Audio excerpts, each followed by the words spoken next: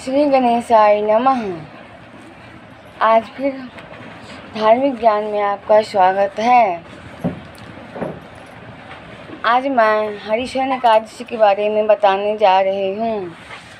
आषाढ़ माह के शुक्ल पक्ष की एकादशी तिथि को हरिशयन एकादशी व्रत किया जाता है।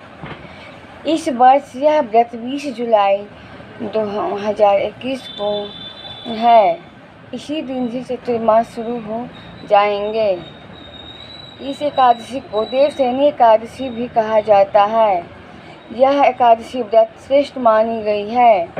इस व्रत को करने से भक्तों की समस्त 7 जन्मों का किया हुआ पाप भी नष्ट हो जाता है और इस दिन भगवान श्री विष्णु की विशेष पूजा अर्चना करने का महत्व होता है। इसी रात्रि से भगवान का शयन काल आरंभ हो जाता है। 20 जुलाई को देवशयनी एकादशी से ही चतुर्मास शुरू हो जाएंगे। इसके साथ ही 4 महीने तक शादी, गृह प्रवेश, मुंडन आदि मांगलिक कार्य नहीं किए जाएंगे। और कार्तिक मास के शुक्ल पक्ष की एकादशी को भगवान विष्णु जागते हैं, उनका शयन समाप्त हो जाता है, तब चातुर्मास भी समाप्त हो जाता है और मांगलिक और शुभ कार्य आरंभ हो जाते हैं। शादी, विवाह और मुंडन आदि कार्य शुरू हो जाते हैं। देवशयनी एकादशी व्रत की शुरुआत दशमी तिथि से ही हो जाती है। दशमी तिथि को दिन में खाना चाहिए, रात्रि में नहीं। अगले दिन प्रातः उठकर दैनिक कार्यों से निवृत्त होकर व्रत का संकल्प करें। भगवान विष्णु की प्रतिमा को आसन पर आसीन कर उनका षोडशोपचार सहित पूजन करना चाहिए।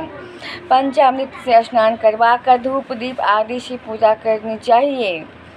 फल भेंट करनी चाहिए। इस दिन अन्न का भोग नहीं चढ़ाया जाता है।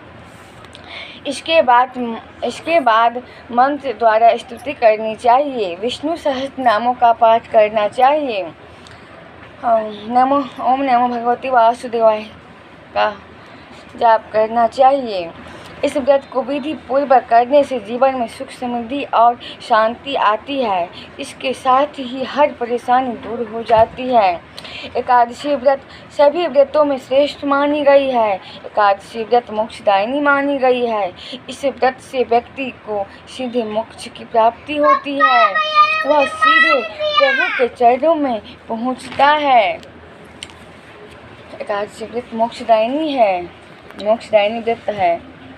इस एकादशी व्रत का पारण 21 जुलाई को प्रातः 5:36 से सुबह 8:21 के बीच कर लेना चाहिए। जय लक्ष्मी नारायण की जय।